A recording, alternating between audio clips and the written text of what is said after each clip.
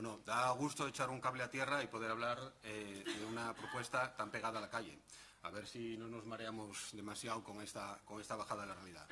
Y viendo las declaraciones de la portavoz de Vox, tienen ustedes que pensar que tal vez una explicación de que no haya gobierno es que ustedes necesitaban de esta mochila negacionista para poder formarlo. Y muchas veces este lastre es el que explica que haya imposibilidad de poder llegar a acuerdo con otras fuerzas políticas.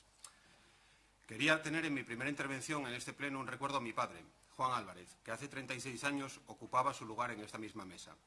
Si algo pude aprender de él es que te puedes equivocar en tus decisiones, pero nunca en a quién debes defender. Y como sabemos bien a quién debemos defender, vamos a apoyar firmemente la proposición que hoy se somete a votación. Porque de esto va esta propuesta. Va a poner las bases para defender a quien tiene que pasar el verano huyendo del calor en el parque de su barrio. Va a defender a quien está harto de que una y otra vez se inunde su pequeño local cuando llueve un poco más de la cuenta. Va a defender a la persona que tiene que respirar el humo del tráfico en su calle porque se potencia el uso del vehículo privado. Va a defender a los niños y las niñas que quieren jugar en sus calles con seguridad y a los mayores que quieren lugares para sentarse en el espacio público de forma gratuita y agradable. Va a defender a quien se desplaza en bicicleta y no contribuye a generar más polución y ruido. Va también de defender que existan alternativas para aquellas personas que, queriendo utilizar medios de transporte colectivos, se ven forzadas a utilizar el vehículo privado para su movilidad porque no tienen otra alternativa.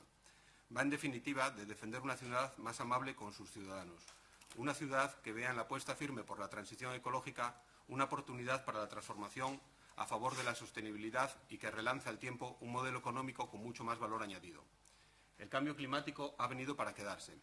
En la memoria de nuestra querida ciudad de Oviedo está íntimamente ligada a nuestro clima, un clima suave, propio de la fachada cantábrica de la península ibérica, que fue modelando el carácter y el territorio siglo tras siglo. Recordamos los inviernos de la infancia, en los que 2 o 3 veces al año disfrutábamos del manto blanco en la ciudad, del aire de las castañas en otoño, del pertinazo orvallo semana tras semana, de los días de helada, siempre moderadas por el abrigo de nuestro querido Monte Naranco, que nos protege de los vientos del norte, de las primeras quemaduras del año con el sol del martes de campo y de la chaqueta que había que poner a las noches de chiringuito en las fiestas de San Mateo. Pero de un tiempo a esta parte es evidente que las cosas están cambiando. Hoy, mi hija mayor, de 10 años, no ha visto nunca Oviedo cubierto de nieve, pero sí ha visto que año tras año superamos los récords de temperaturas máximas. El cambio climático es una realidad, y es una realidad a la que la ciudad debe adaptarse, porque el coste de la adaptación al cambio climático es menor que los costes asociados a los daños materiales y personales si no hacemos esta adaptación. En pocos años hemos visto que los fenómenos extremos son cada vez más frecuentes, fenómenos que, para nuestra desgracia, no tienen una dirección única. Es decir, estamos inmersos en un escenario en el que podemos enfrentarnos a grandes periodos de sequía, a la vez que podremos asistir a lluvias torrenciales que pongan al límite nuestras capacidades de saneamiento. Podemos tener una Filomena y en un mismo año llegar a la frontera de los 40 grados. El problema es que las infraestructuras se diseñan en base a la probabilidad de ocurrencia de un fenómeno, y cuando esa probabilidad cambia, nos enfrentamos a un problema muy serio, posiblemente el más serio al que se enfrentan las ciudades a medio plazo. Esta evidencia es para el Grupo Municipal Socialista una urgencia, y de hecho concurrimos a las elecciones con un plan de adaptación al cambio climático como uno de nuestros objetivos principales. En Asturias, a propuesta de la Comisión de Coordinación de Acción por el Clima, el Gobierno del Principado realizó el 12 de noviembre de 2021 la Declaración Institucional de Emergencia Climática. Esta declaración conlleva la implementación de políticas concretas que se coordinan a través de la Estrategia de Acción por el Clima del Principado de Asturias con Horizonte 2030, en la que se refleja el compromiso del Gobierno regional para incluir la mitigación y la adaptación al cambio climático como prioridades de la acción política en todos los ámbitos de su competencia y en la que además se hace un llamamiento a los ayuntamientos, las organizaciones empresariales y sindicales, las entidades sociales y a toda la ciudadanía asturiana para unirse a los esfuerzos de la comunidad internacional y colaborar desde los respectivos ámbitos de responsabilidad para alcanzar la neutralidad de emisiones en Asturias en 2050. También desde el Gobierno del Principado y la Universidad de Oviedo se ha creado la Cátedra de Cambio Climático, desde las que se realizarán proyecciones de las principales variables climáticas y un análisis sobre los riesgos asociados al sistema territorial asturiano, medida que había sido recogida en la Estrategia de Acción por el Clima del Principado de Asturias. Este documento formula 4 objetivos principales.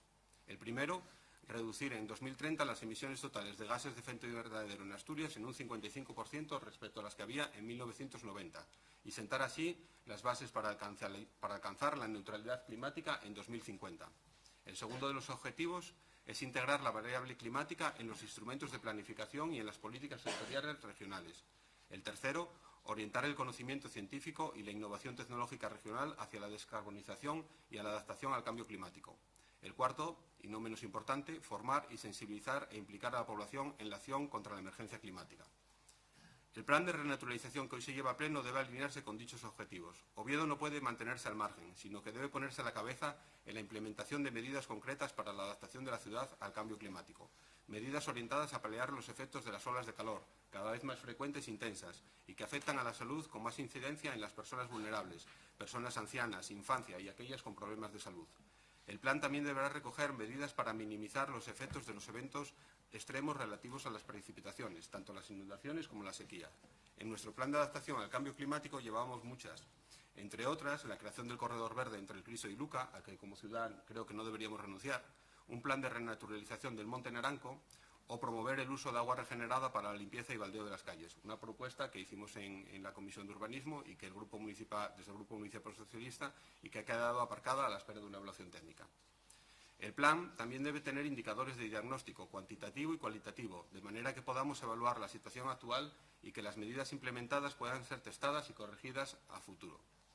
Evidentemente, como no puede ser de otro modo, damos la bienvenida a que el Grupo Municipal saliera a la proposición de convocatoria por Oviedo Izquierda Unida que nosotros apoyamos. Pero conservamos una dosis muy importante de escepticismo que nos hace estar alerta. Vemos que el equipo de gobierno en estos aspectos es tan impredecible y cambiante como el tiempo. Anuncia planes de movilidad sostenible y a la vez sueña con recrecer un parking en medio de una zona de bajas emisiones y al lado de un jardín histórico porque, literal, la gente quiere llegar con el coche al centro y salir directamente a la autopista. Proyecta un jardín botánico al tiempo que una plaza dura desprovista de sombras para hacer 4 eventos al año. Desecha un proyecto como el Boulevard de Santullano, que con pequeñas modificaciones podrían haber hecho propio y que se alineaba perfectamente con lo que debería perseguir este plan. Y, en cambio, es sustituido por 3 obras con el objetivo, también literal, de no empeorar mucho el problema actual de tráfico.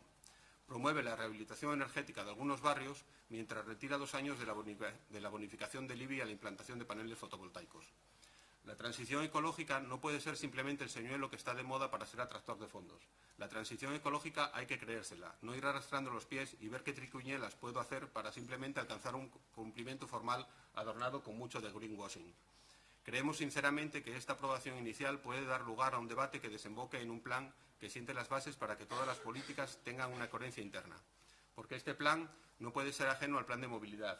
No puede ser ajeno a los grandes planes y proyectos en La Vega, en el antiguo UCA o en el Naranco. Y, sobre todo, tampoco a la redacción del futuro Plan General de Ordenación, que debería incluir un capítulo específico de adaptación al cambio climático en el documento. Con esta medida, el Plan General sería el mejor instrumento para la integración de estas medidas en el planeamiento urbanístico. Una vez más, saludamos este primer paso que apoyamos firmemente y esperamos, aunque con cautelas que no prejuicios, que esta aprobación suponga un cambio mejor. A mucho mejor. De verdad crean que queremos querer. Solo falta que nos den motivos. Muchas gracias. Partido Popular.